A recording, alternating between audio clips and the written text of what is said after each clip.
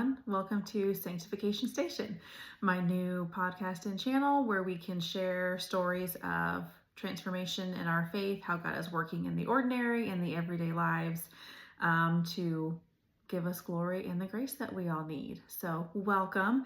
This is obviously first episode, but my name is Steph Strenz. I live in central Illinois. So those of you who know that area, it is a rural area.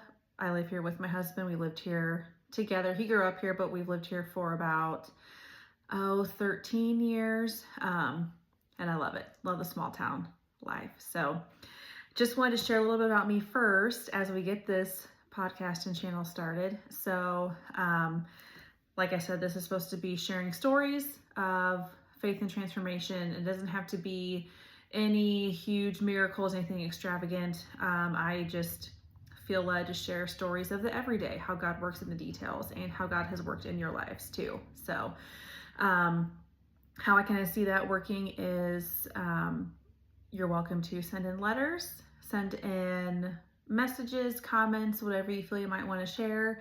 And then I can share it on here anonymously, of course, if that's what you would like, but I will have an email set up so you can send stories there to be more discreet or just give as many details as you wish. And also, of course, messaging me, commenting, all of that. Sanctification Station will have its own Instagram page and Facebook page. That way you can tune in anytime. You can also communicate that way as well. That way you can get a response pretty quickly. I just thank you for being here. So, like I said, my name is Steph, and I want to share a part of my story so you can understand where God found me and where He is leading me now. So, me growing up, I was a former people pleaser, approval seeker, pushover. I cared so much about what other people thought of me that I was constantly bending over backwards for them.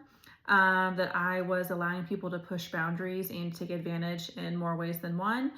And it was because I was not only putting people ahead of myself, because the Bible does call us to help serve others, but I was going even a step further and I was placing people in my life on a pedestal and allowing them to control different aspects of my life. So that came in the form of friendships, for the most part, just lots of friendships lost, learning hard lessons, but I do believe that God places people in your life for a season, and I learned some very hard lessons that way, but it's made me who I am today. I will also argue that God brought my husband to me at the perfect time when I needed to get a little bit of a backbone, start standing up for myself, because he is the complete opposite. But he has helped me grow in so many ways. So I started to realize that all of the people pleasing and the pushover, I always said yes, never said no. If people asked me to do something, I would say yes. It wouldn't matter how busy I was or if I had other commitment. I was the one who would commit to 3 different things and figure out a way to make it work.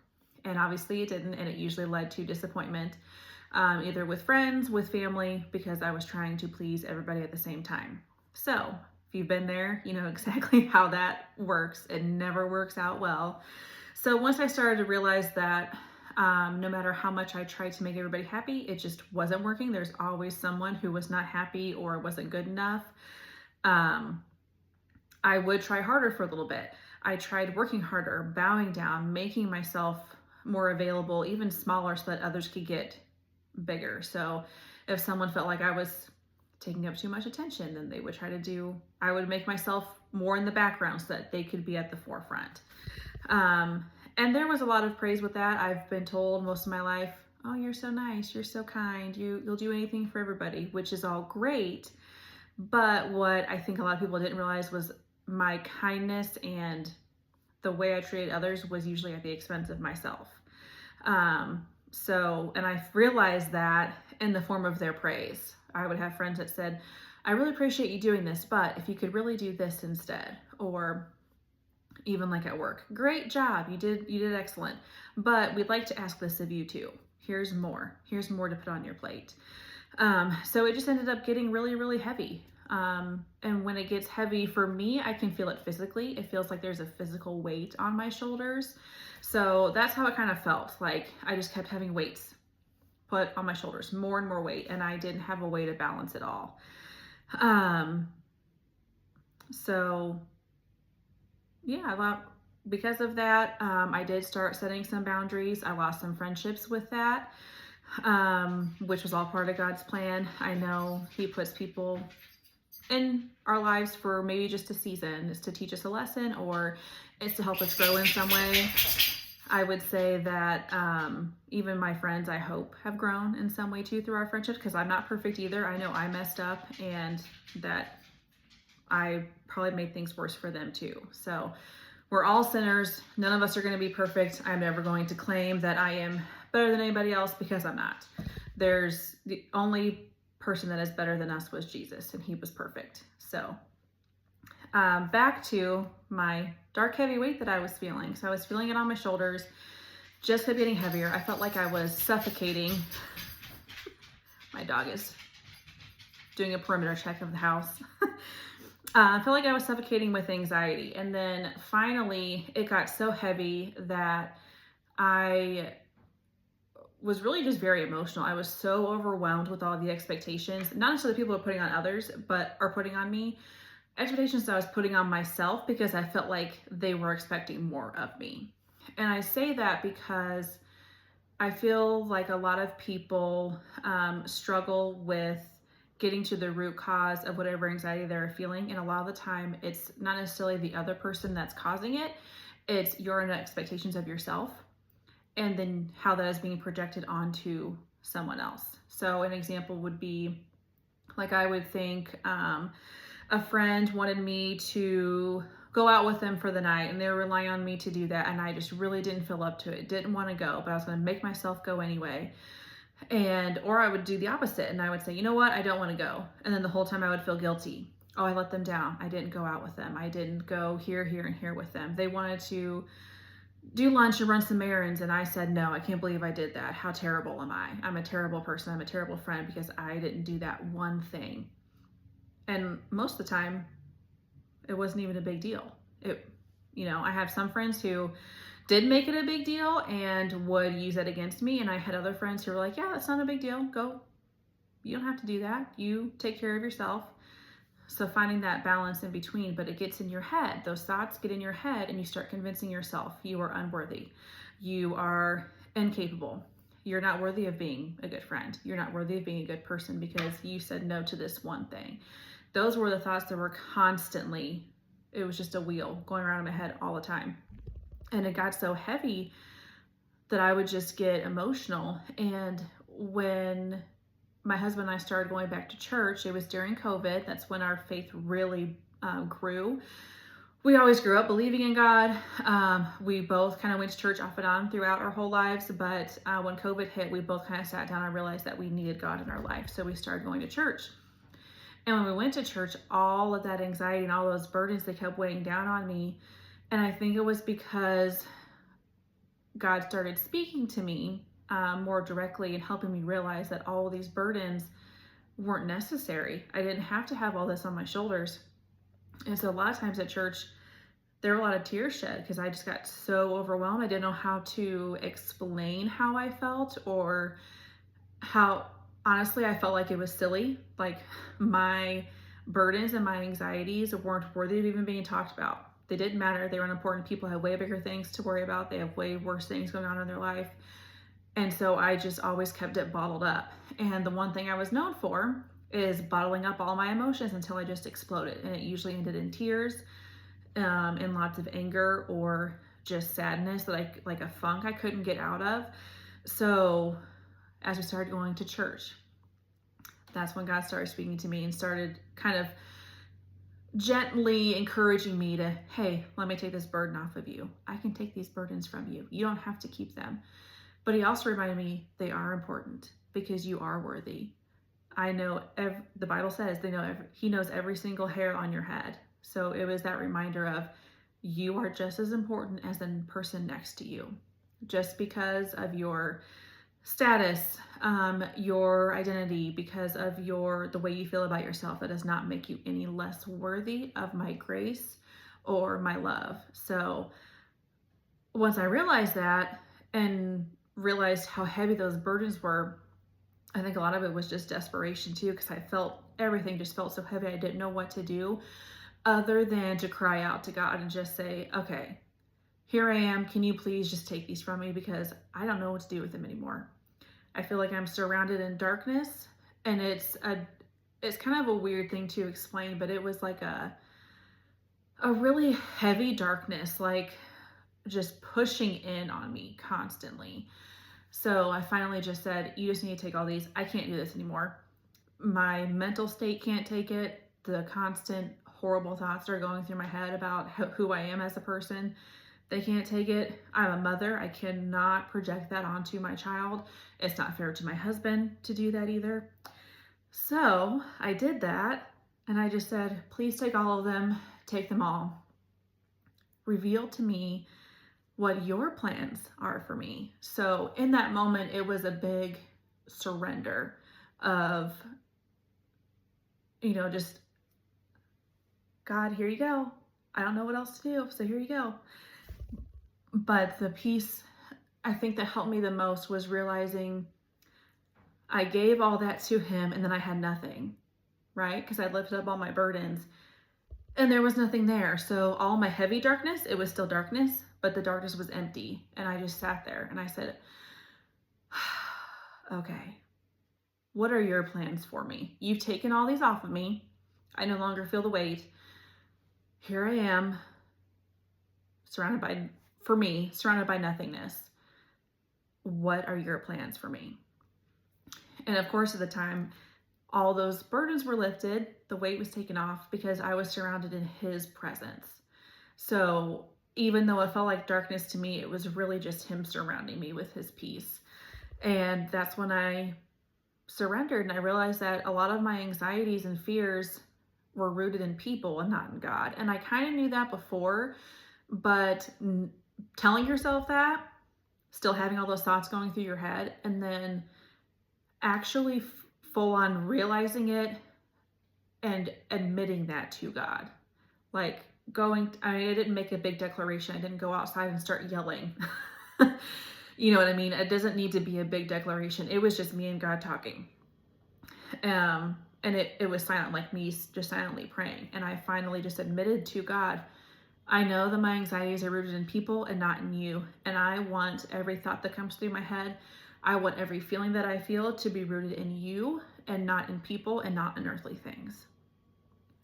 So with that, it was like a breath of fresh air because everything had been lifted. I didn't feel a weight anymore. The biggest step for that, for me, it is different for everybody else. But a huge piece for me was that exact moment where I really realized the burdens were lifted was when I got baptized. So my baptism story is really cool. We were at home church, and I had really good friends of ours who had been guiding us through this journey, and they had just gotten back from a trip, or he did, I guess. His wife, I don't know that his wife went with him. He came back from a trip. He was explaining what happened, and as he's telling the story, he stopped and he said, this isn't the word I want to use, but I feel like I need to use it right now. And he was explaining this event that was happening, and he said, I really feel like I need to use the word baptism.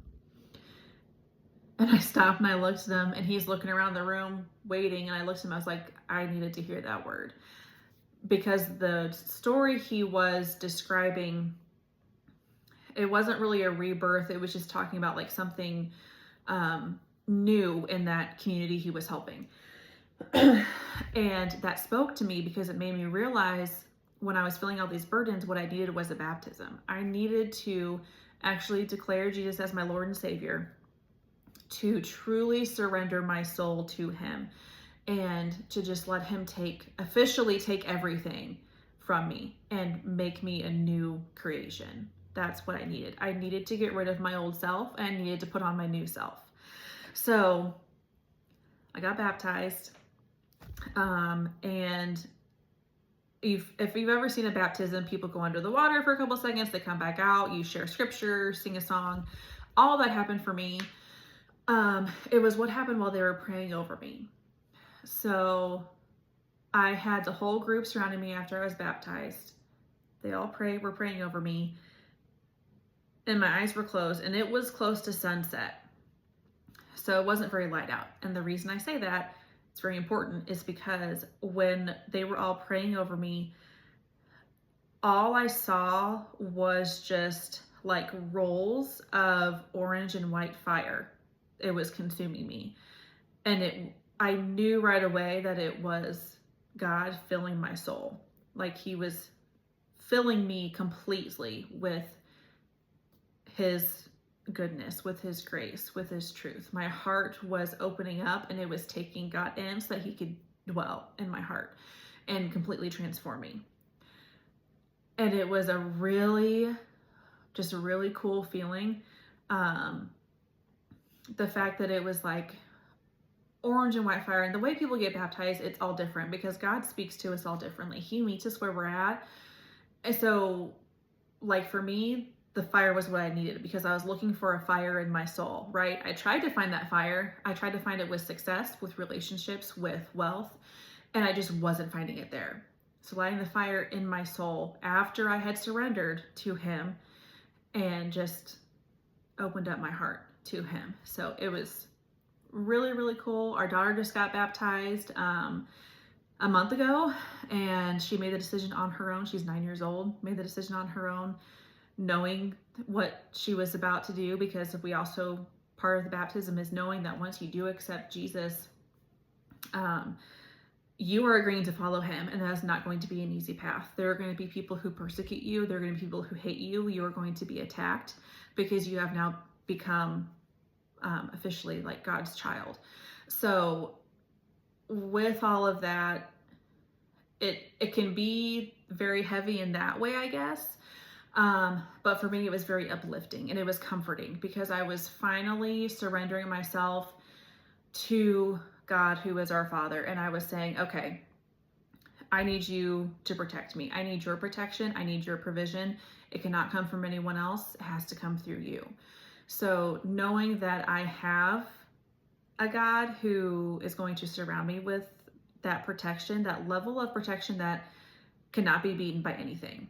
There is nothing on this earth. There is no one, no other deity, whatever gods, nothing is more powerful than our one true God. And he has already won.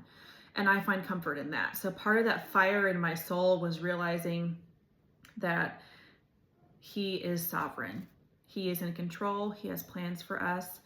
All you have to do is just trust him. And we know that that trust is very heavy for some people because it is a big deal. You're agreeing to potentially lay your life down for Jesus. That's not a casual thing to consider. But for me, I just feel lots of comfort in that because of how powerful he is. And I know that there is nothing that can beat him, no matter what struggles I go through.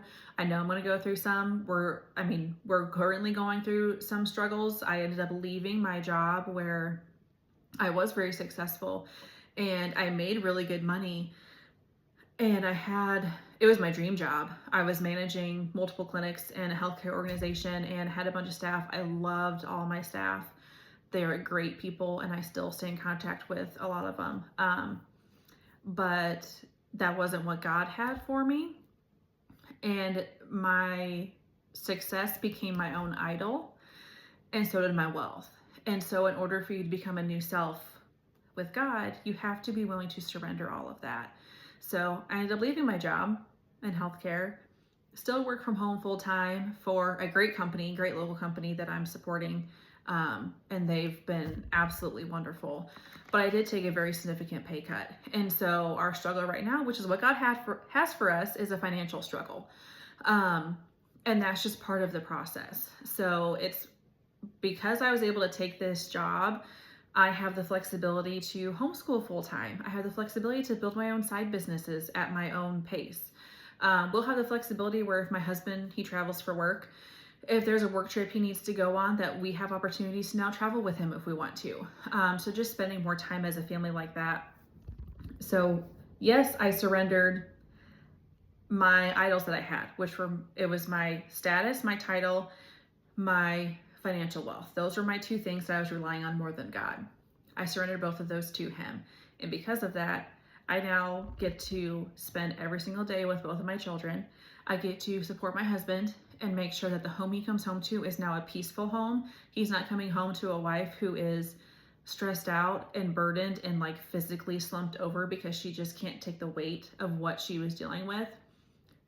So he now gets to come home to a house that is a lot more loving, more joyful. And it isn't to say that we don't have our own trials and struggles, but what we sacrificed for this life was well worth it. And I know that through this podcast, I'm able to share some of my testimony that I hope will encourage others, because ultimately, just trust God. If there's any message that you get from watching this channel, it is to trust in the Lord and just know that He is here for you. He wants what's best for you, and He knows what's best for you better than you do. So, but if you trust in Him, He will change your life in so many unexpected ways. For me, I have never been someone that ever thought I'd be on social media posting all the time or going on videos, even doing this podcast YouTube channel. Never thought I'd be the one to do it. But He slowly kept pushing me and guiding me, and this is what He is preparing me for. And I know that because this is what God has for me, I can't fail. So that's one encouragement that I hope you guys can get out of this. Had to pause for a few minutes because my son was napping and was waking up, but he is calmed down now. Hopefully back to sleep for a little bit longer. But I want to get back to my baptism because I was reading in Colossians 3 the other day. So I was baptized 3 years ago, but just now reading Colossians 3, and it hit me. I feel like every time I read the Bible, it's so good because different verses hit you at different seasons of your life. So even though you've read the same thing over and over again, it can hit you totally differently one day. And that's how this was for me. So I've been thinking about this channel, this podcast, where God is leading me. And I was led to Colossians 3, verses 9 through 14. And it starts like this. It says, "Do not lie to one another, seeing that you have put off the old self with its practices and have put on the new self, which is being renewed in knowledge after the image of its creator. Here there is not Greek and Jew, circumcised and uncircumcised, barbarian, Scythian, slave, free, but Christ is all and in all." And I just thought that was really cool. It's just a good reminder of you're putting on the new self. It doesn't matter who you are or what you came from. It doesn't matter what religion you were. It doesn't matter if you were a Jew or if you were a totally other religion. It doesn't matter what your lineage came from. You don't have to be from a specific line nor to be important. It's just that we are all the same people. We are all sinners, and through Christ, He saved every single one of us because He came down for the sinners. He didn't come down for the righteous. He came down for the broken, which is another reason why I find so much comfort in God and Jesus, is knowing that I am broken, but they can help make me whole again. And I know I will never be completely whole until I am in heaven and with them for eternity. But until then, they can transform my heart. They can help me spread the word and to help other people grow closer to them, to help make you guys as whole as possible, right? The whole sanctification process is to set apart, to make holy. And that's what He's doing in our lives every day. But then verses 12 through 14 say, "Put on then as God's chosen ones, holy and beloved, compassionate hearts, kindness, humility, meekness." And meekness does not mean weak. Meekness just means that you're humble and acknowledging God's authority. But it says compassionate hearts, kindness, humility, meekness, and patience, bearing with one another, and if one has a complaint against another, forgiving each other. As the Lord has forgiven you, so you must also forgive. That part is also very important. It is so easy to hold grudges and to continue to place judgment because it makes you feel better, right? If you put someone else down, you are raising yourself above them, which makes you feel better. You would think, but it really doesn't. And especially if you hold grudges for friendships that you've had in the past, or for other people who have hurt you, whether they be friends or family, or your spouse, or your children, if you're older and your children are adults.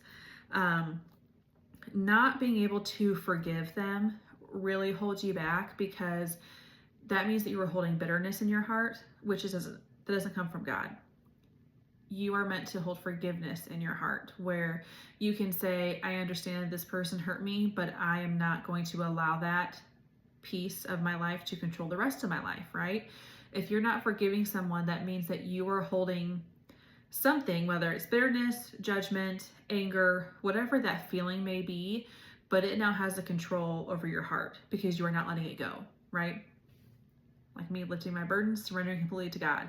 That's not the first time I've had to surrender completely to God. I've done it more times than that, because being transformed and becoming sanctified, it's a process, and you're going to go back and forth. There are going to be ebbs and flows, because you are going to go through trials and challenges that you were not expecting, that you might not be prepared for. It doesn't matter how much you read your Bible or how much you worship, how much you pray. There are things that can come into your life and just hit you like a brick wall, and you're not going to be ready for them. But the important thing is, how do you react to that? Are you going to react and be willing to forgive if it was an action against you caused by someone? Or are you going to hold that bitterness in your heart? Because God doesn't want that for you. He doesn't want the bitterness to hold you back from enjoying other blessings in life, like joy and peace. And your life is not going to be full of that. You getting baptized and accepting Jesus as your Savior, that does not mean the rest of your life is going to be sunshine and rainbows. It's actually probably going to be the complete opposite. If we're being honest, there are going to be struggles and trials you're going to go through. But the one thing to remember is, through those struggles and trials, you can find joy, and you experience that joy and that happiness on such a deeper level. And you will be able to find happiness in little things that you didn't expect would bring you joy. I never thought I was going to be a stay-at-home mom. I did not think that's something that would bring me joy. I thought working would bring me joy. Now I'm home with my kids. If you had asked me even 5 years ago if I was ever going to homeschool, I would have said, what are you talking about? I would never do that. I've been waiting for when they can go to public schools. They can learn. I can listen to their days, spending their days with friends and being able to come home and help them with homework. That's what I've been envisioning this whole time, right? Not the case. Now I homeschool full time, love every single minute of it. And we have a wonderful co-op and a wonderful community that we are now a part of, where yes, she still has her school friends, but she also has brand new friends that she's made. And so she has the opportunity to build these relationships with people from so many different parts of her life, which is really cool. So it says in verse 14, it says, and above all these, put on love, which binds everything together in perfect harmony. And there's another verse that my daughter and I have actually been reading in our Bible study for homeschool. It comes from Corinthians chapter 13, verse 13, that says these three things abide, but the greatest of these is love. Love should come first. Actually, the first commandment says that you should love your God. And one of the other commandments is treat others the way you want to be treated, right? That should be through love. And that does not mean that love is acceptance. That means that you are loving someone by telling them the truth. You are loving them through the truth, which is rooted in the Bible, rooted in Christ. So all of that to say, that was just a little section that really, really spoke to me. But the first part of that, we're not lying to one another, seeing that you've put off the old self with its practices and have put on the new self. So putting on the new self, it's a transformation of your spirit, right? So when I was baptized 3 years ago, I ended up going on vacation. Shortly after that, we stayed at a cabin for a week. It was a beautiful cabin, but I was not enjoying myself at all. I was actually really stressed out. I felt like my expectation was I still had to work because I was a manager at the time. So I felt like I had to be constantly checking my emails, checking in with staff, making sure things were going smoothly. If there were issues, I had to help work them out. I'm pretty sure I spent even half of the drive down there, which it was about a 3.5, 4 hour drive, on the phone or answering emails because there were quote unquote fires to put out, right? So this whole vacation that's supposed to be restful and peaceful, it wasn't. It was the exact opposite. It was stressful. It gave me anxiety. Then I felt like I was letting my family down because I didn't feel like I was fully present with them. So again, those thoughts, right? You're not worthy. How could you do that? You're letting them all down. You're such a disappointment. You're not being a good mother, you're not being a good wife, you're not being a good daughter-in-law, because we were vacationing with my in-laws at the time too. All of that stuff can be so heavy. And I was pregnant at the time, pregnant with our son. So you've got the pregnancy hormones mixed in with all of that. It was a recipe that could have been a recipe for disaster. But what I did, I told you before, I have surrendered more than one time to the Lord. This was another moment of surrender. They were all outside, I think. I was by myself in a room, and I could feel all the burdens, but I felt them quickly because God was right there. And I said, okay, God, I can feel them weighing me down. I do not want them to overtake me like they did before. So I literally dropped to my knees and I started praying, and I gave them all right back to him. I said, Lord, you need to take all these burdens again because I can't do it.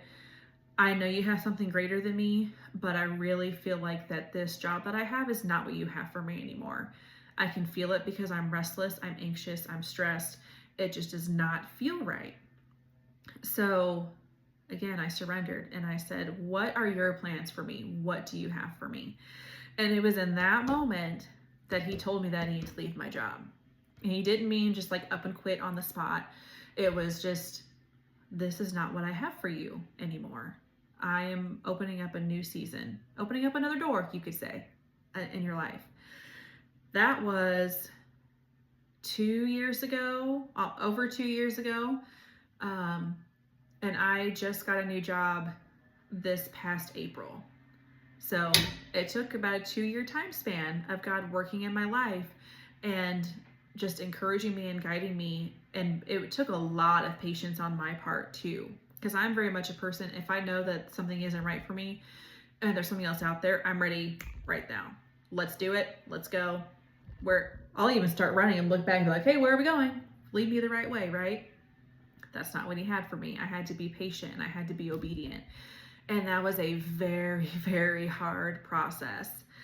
But I did it, and the way he has blessed us is just so incredibly amazing. So if you ever have to wait on the Lord, there's a psalm that says, wait on the Lord. Also psalms that say to praise him and to wait patiently. Do it. Because I promise you, whatever he has for you is way better than anything you could have ever imagined. So with all that, again, I surrendered to him. I'm a person that likes to write things down too. So I have lots of journal entries. I actually started a blog as well, that has my story in there about our pregnancy with our son. That might be a whole other episode by itself, because I really like to get my husband to join me on that one. But just the way God has worked in the details over the last couple of years, showing us what patience means, and also showing us to trust in him for our provisions, right? He's our ultimate provider. So one of our lessons that we're learning is how much he can provide for us and the things that we don't expect. So that being like me leaving my job, going to a new job where I work from home, and then trying to figure out financially, how do we balance all of that, and how do we still provide for our kids the way we want to, right? The way we want to is not always going to match what God has for us. So it's finding that balance and working all that out.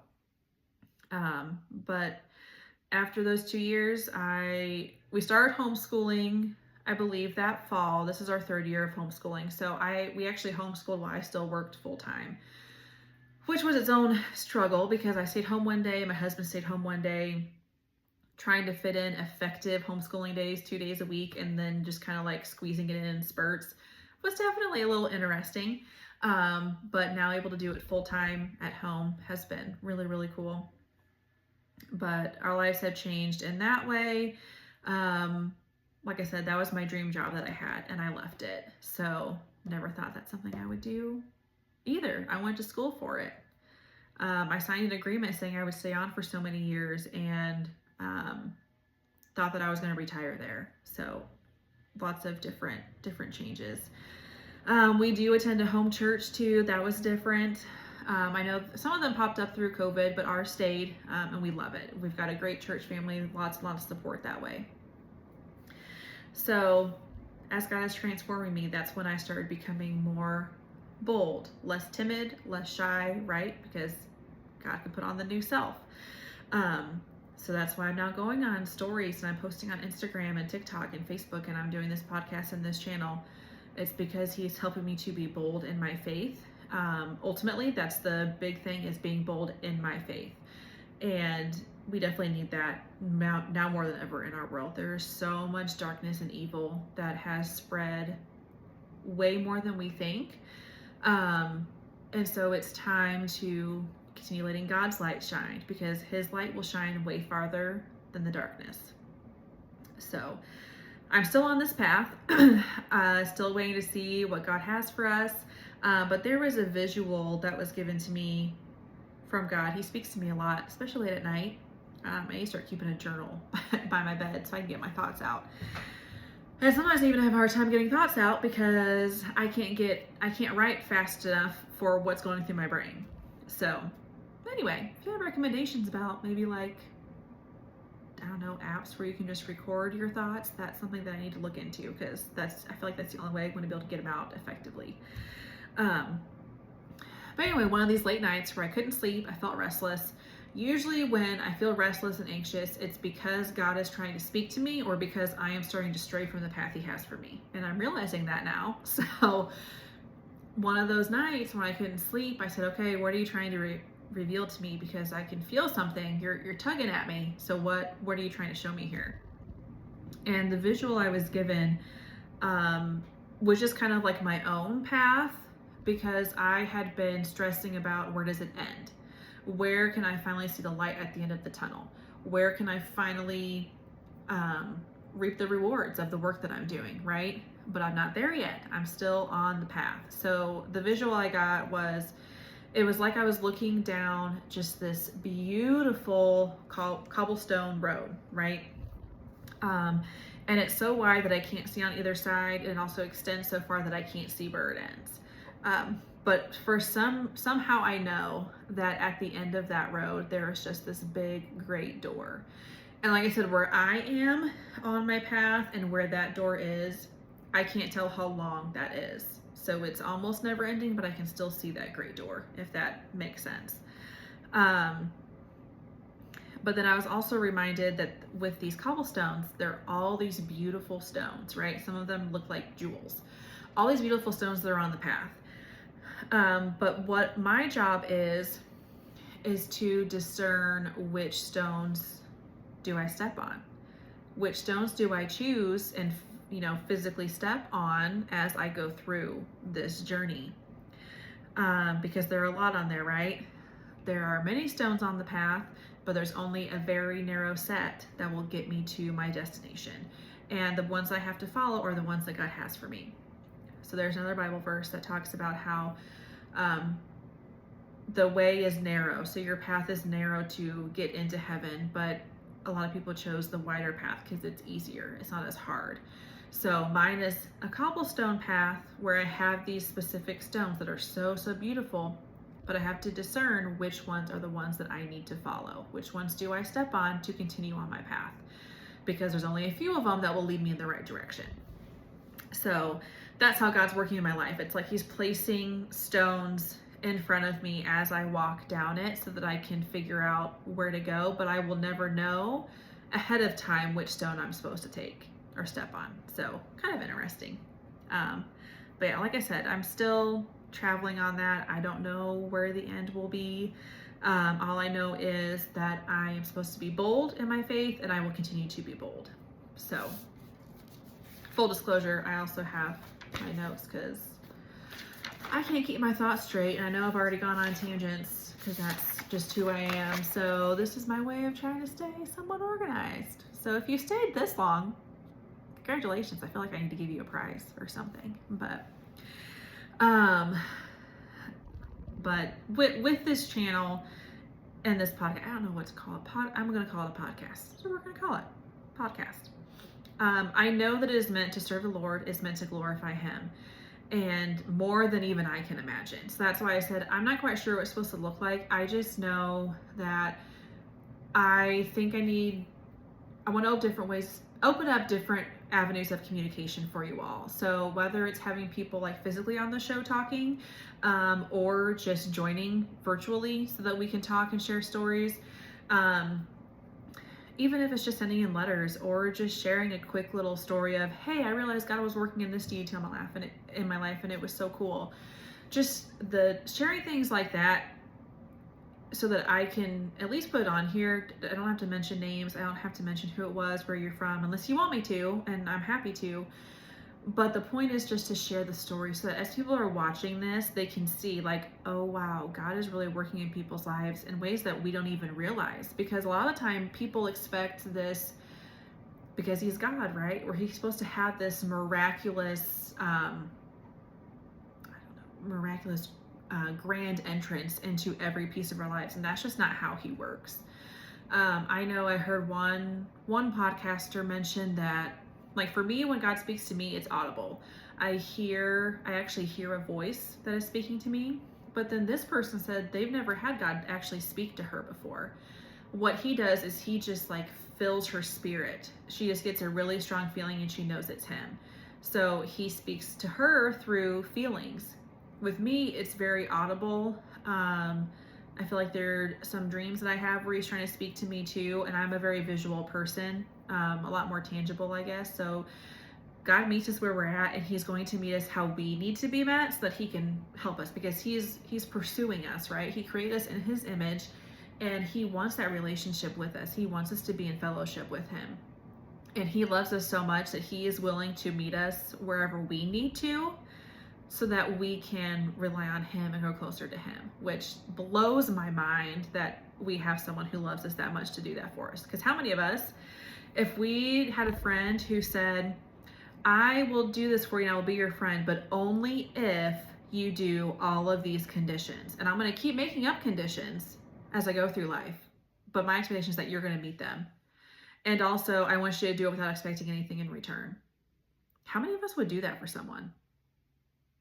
Even for like family, how many of you would grow tired of, okay, this person's a family member, I love them very much, but why do they keep asking me these things? Why do they keep raising the expectations?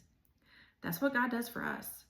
We raise expectations for him all the time. We changed up on him. We will get one blessing from him and demand 5 more. And he doesn't have to follow any of that. He does not have to do anything that we ask him to, actually. But he chooses to, because he loves us that much. And he gives us the power to make those decisions, the free will. So wanted that to resonate, because that's so important. I mean, we all take advantage, right? We're human. We're automatically going to take advantage of certain situations, even if we don't realize it. And it might not be our intention. We could have great intentions and we still realize we're taking advantage of it. So putting that out there, something to think about. But I really feel like, tangent. I went on a tangent. Now I have to go back and refocus. I even have notes in front of me. It still didn't work.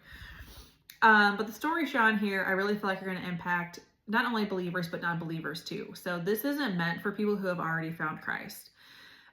This is meant for everybody. Whether you found Christ 1 month ago, 6 months ago, 5 years ago, if you have Christ in your life your entire life, or if you're someone who have never known Christ, never known God, you didn't grow up in a family that went to church, and you're just looking for something. You're just looking for something like a purpose in your life and just some meaning.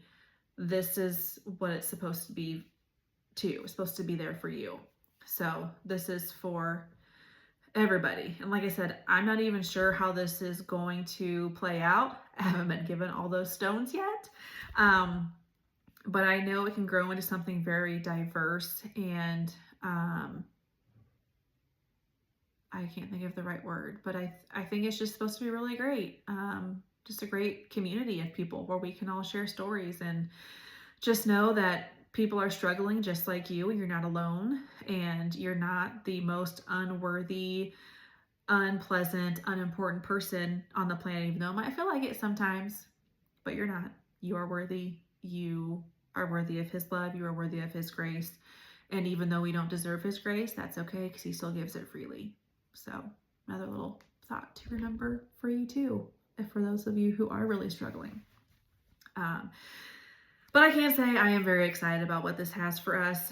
Just been lots of prayers going into this. I just pray that I can remain obedient to God and what he has for this podcast, that I can remain obedient to you all, serving you guys in the way that the Lord wants me to, so that I can just shine his light, through me onto you and share his word. And I pray that we'll all be able to experience his sovereignty, be able to encourage each other, but then also remember, like I said before, that he's already won. He has already won the battle because of Jesus. Jesus was sent down. He died and was resurrected from the dead. So we conquered death. He has already won the battle, right? So it's just important for us to be able to share that, to share the importance of what that means, that no matter what darkness you may be facing, and no matter how much Satan thinks he might be winning, he is not. He will never win because God has already won, right? So one of the verses, I've had kind of like a verse of the year every year for me. I'm not sure how long that will go on, but a couple years ago when I was getting started on this whole journey, the verse for me was Jeremiah 29:11-13. And the first part of that says, "For I know the plans I have for you, declares the Lord, plans for good and not for evil, to give you a future and a hope." And that's what I clung to when I was looking for new jobs and when I was trying to figure out what God had for us. I clung to that verse so much. And what I didn't realize was that after that verse, there is a call to action, because it says, "Then you will call upon me and come pray to me, and I will hear you. You will seek me and find me when you seek me with all of your heart." So that's the lesson that I had to learn, was knowing to go to him for everything, relying on him for even little minute details. He doesn't care. He wants to hear all of it. He wants to hear every piece of your day. Even though he's present and he knows and he can see that, he just wants you to share that with him so that you guys can have that relationship with each other. So he wants you to go to him in prayer. He wants you to ask for things, and he always answers prayer. Okay. It may not be in the way you expect. It may not be the answer that you want, but he will always answer your prayers for you. So if you go in knowing that as you're praying that, hey, I really want this to happen, but if that's not what you have for me, Lord, then don't lead me there. If that's not what you have, I don't want to go there anyway, because that means that I'm going against what you have for me, and whatever you have for me is way better than what I think I need. So if you remember that going into it with prayer and asking him for things, the way he answers your prayer, it's just really, really cool. Like for me, when I was praying about my job, do I keep this job? Do I leave this job? And he said, yes, you leave this job. And I was like, oh, okay. So what do I do? Right? Completely transformed in a way that I wouldn't have ever pictured for myself. But he has blessed us so much. And what I find funny about that is that last part of the verse, the call to action. My verse of the year this year has come from Matthew 7, chapter 7, verse 7, that says, "Ask and it will be given to you, seek and you will find, knock and it will be open to you." So one of the lessons I'm learning right now is the importance of prayer, how praying to God and asking him for things and knowing that he will answer them, but also not knowing how he may answer them, actually kind of makes it kind of exciting for me, because I know, like, if I don't know what's best for me, but he does, and it's going to be so much better than what I pictured, I'm super excited about that. Like, I've tried asking him, "Are you sure you can't reveal all that to me right now?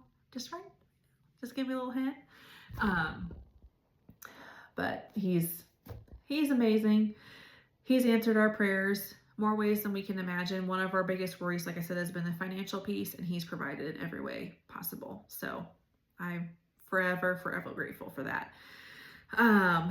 So with all that brought me, again, as I was still reading Colossians 3, it also brought me to verses 23-24, which reminded me of this podcast that said, "Whatever you do, work heartily as for the Lord and not for men."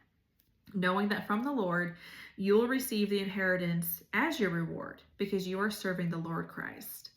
So just a great reminder that whatever we do it completely with your whole heart, especially if it's serving, it should always be serving the Lord. But when you're serving the Lord, do it completely with your whole heart, because the reward you can get at the end, which ultimately is being in his presence and being with him and Jesus for all of eternity, that is a reward that is far greater than anything you can ever get on this earth.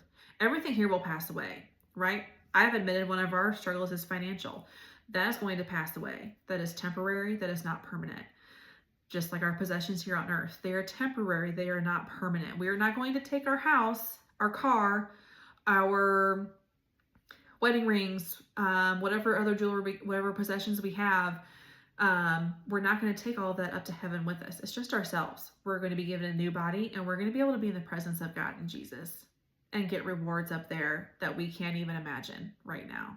So that's helped me a lot, kind of maintain an eternal perspective rather than an earthly perspective. And so I have a couple prayers that I will always, I think I will always try to end an episode with just a little bit of a prayer. So my blog that I've been doing is called And So I Pray. And so I pray that we will share God's message because he provides every answer we need. Through Jesus, our deepest longings are met. Therefore, we can rest in confidence and unfailing hope. And then another prayer that I have for this actually comes from, again, Colossians chapter 4, verses 5-6, which say, walk in wisdom toward outsiders, making the best use of the time. Let your speech always be gracious, seasoned with salt, so that you know how you ought to answer each person.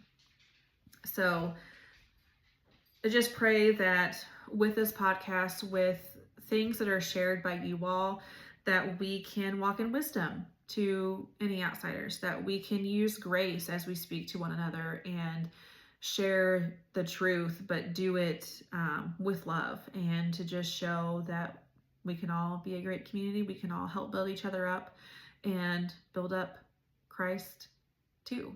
So I think that is all I have. The end of every episode too, I want to give a shout out to some local businesses. So I know, like a lot of YouTubers, they'll have sponsors that they use. For me, starting out, I would like to spotlight some of our local businesses. So we live in a rural area.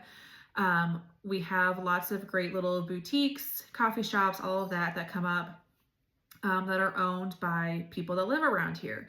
And I want to be able to spotlight a new business each week. So if you are a business owner and you would like a spotlight, let me know and I can plug you into one of these episodes. I'd like to just share a little blurb about all of them, maybe post where they can find you, whether it's a Facebook page, website, phone number, whatever. I'd like to plug it in kind of towards the bottom, even put a link in the description too, so people can connect with you. But part of this is, if we're going to build each other up, I want to give back. So I want to be able to support those businesses to help you get business of your own. This first episode is a special one. I have had some dear friends helping me grow this podcast. Dog Mario is doing another perimeter check. But I've had some dear friends so close to us that are helping me build this podcast, build a new website, create logos, create a motion graphics. So any like special effects you see on here, I might have a little bit of a part in it, but for the most part, like motion graphics, the logo that you see, if anything looks super fancy, I probably didn't do it. So I wanted to give a shout out to the friends that have helped with that. And those are Christy, Jonathan, and Emily. My husband has also been a huge supporter. So, and I feel like with this kickoff of the website and podcast, everything, they definitely work behind the scenes, and they have done this just out of the grace of their own hearts, and I will be forever grateful for that. So still looking for other ways to help pay it forward in that regard to them, but they have helped us grow in our faith so much, and the fact that they're helping to kick this off just is another reminder for me that God is working in great ways. But they deserve recognition for that. So Anyway, I hope this provides some encouragement for you guys. Feel free to leave a comment, share your thoughts. I will have an email set up at least if you want to reach out that way. And I'm going to start working on an Instagram page and Facebook. So stay tuned for different ways to get connected. But until then, please share, comment on here. I love your feedback. If you have stories to share, please feel free to share them. All right. I love you all. Hope you're having a blessed day.